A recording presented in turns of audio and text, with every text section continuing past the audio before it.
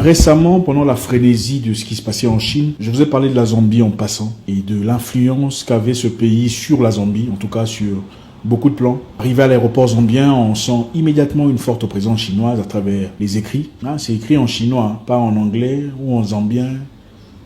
La présence chinoise dans la presse zambienne, qui clairement aujourd'hui n'appartient plus aux Zambiens, c'est-à-dire la radio et télévision zambienne, qui diffuse des messages bien écrits et préparés depuis quelque part. Les institutions dirigées ouvertement ou subtilement par des forces étrangères. Forte présence des écoles chinoises en Zambie.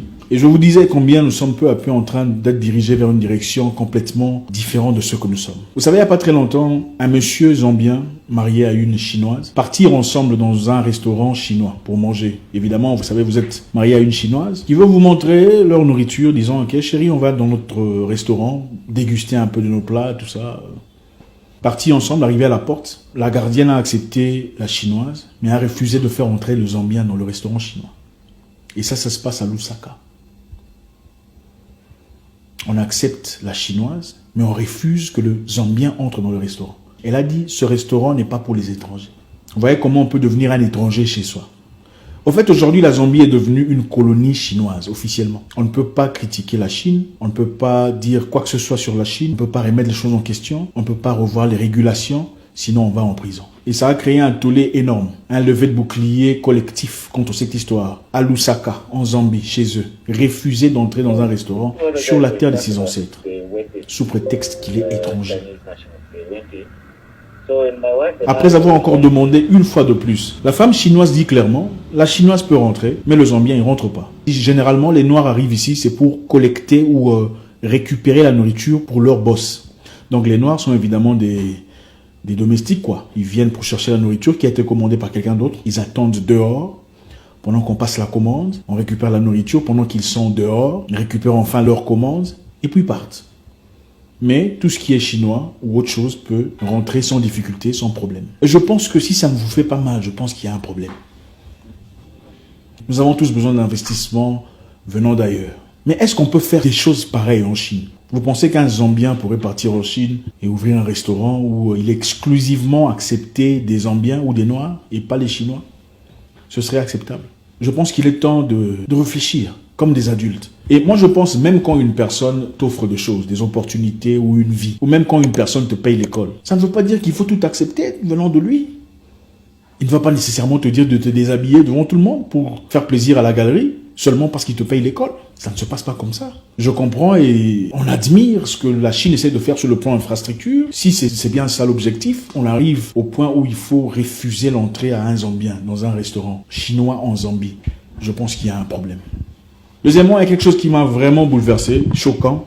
Récemment, le maire de la ville de Lusaka, un Zambien, est parti dans une entreprise chinoise, libérer des ouvriers zambiens qui étaient retenus de force depuis une semaine. Retenus de force à l'entreprise, au bureau. Malz Sampa est son nom. Il est parti dans cette usine chinoise, en Zambie, pour dire, écoutez, il faut libérer les ouvriers. Ça fait une semaine qu'ils ne sont pas là. Leurs épouses sont venues chez moi pleurer. Ils sont renfermés ici de force. Pourquoi ils sont là?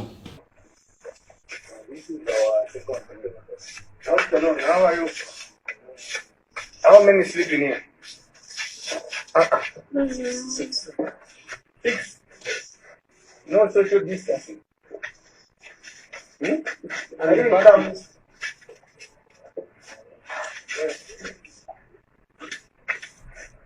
Six in here. Le Chinois qui dit, on les a gardés ici pour prévenir toute contamination. C'est-à-dire, on les a gardés ici pour prévenir toute contamination de l'histoire-là. Alors, le Zambien demande, donc vous êtes en train de prévenir une contamination venant de leur famille. Le Chinois qui répond, oui, tout à fait, c'est bien ça. Nous sommes en train de protéger ces personnes. Il dit, mais vous protégez ces personnes, vous les nourrissez, vous les gardez ici. Et leur famille, leurs femmes, leurs enfants, comment font-ils pour vivre? Avez-vous pensé à leur famille, à leurs enfants? Where are your Chinese bosses? It's fine. Yeah. Okay.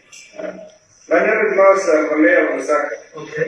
Your workers have told me that you don't allow them to go home. So I want to find out why you kept them for 2 weeks. And we've seen where they sleep. Why is that so? Why don't you Vous prenez 15 personnes que vous mettez dans un petit conteneur. Vous pensez qu'ils ne vont pas se contaminer mutuellement si l'un d'eux est affecté? Because you know the corona issue. The corona issue? Yes. we need to take care of them and the country, you know. How about their wives? Who take care of their wives? Don't you know it's wrong to stigmatize? You understand what? Malheureusement, quelque temps plus tard, le gouvernement zambien a forcé à ce monsieur, Miles Sampa, le maire zambien, un homme, de s'excuser auprès des Chinois en direct à la télévision pour avoir été dans leur usine réclamer la libération de ces ouvriers zambiens gardés de force pour travailler. I therefore sincerely apologize to all the Chinese people. My calling is to respect. Incroyable. Je pense qu'à un moment, il a été obligé de s'excuser pour avoir dit, vous les Chinois, pourquoi vous maltraitez les Africains? Le maire de Lusaka a posé des questions pertinentes qu'un homme normal poserait dans telle situation. Un vrai homme, parce qu'il y a homme et homme. Un vrai homme demanderait des réponses. Pourquoi avez-vous renfermé ces personnes? Pourquoi sont-ils entôlés sans informer leurs familles, leurs enfants? Vous avez gardé des gens ici, des parents, des frères, des cousins, des enfants. Vous les avez gardés ici, sans que leurs familles ne soient informées. Que sont-ils censés faire? Et s'ils sont le seul qui représente la force, le point de défense, le moyen de survie de leur famille, comment pouvez-vous expliquer ça? Ils ont trouvé des excuses. Non, voilà, nous voulions les protéger de toute compta, machin. Quelle excuse bidon!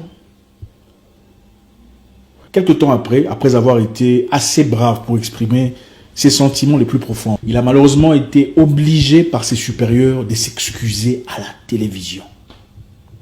S'excuser auprès des Chinois, faisant un long discours de plusieurs pages, humilié devant les hommes, plié à 4.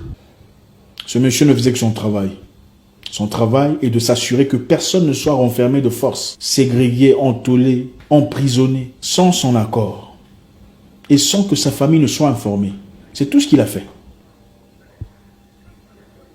Il faut y aller jusqu'à quel point? Je pense qu'il est important. Si ça ne vous dérange pas, ça veut dire que vous n'avez pas compris. Ce qui se passe chez les autres, quelqu'un disait, quand le mal arrive à quelqu'un d'autre, il ne faut pas rire. Quand quelqu'un persécute une autre personne devant toi, il ne faut pas te moquer. Il ne faut pas prendre ça à la légère. Parce que prochainement, ça sera toi, si pas ton enfant.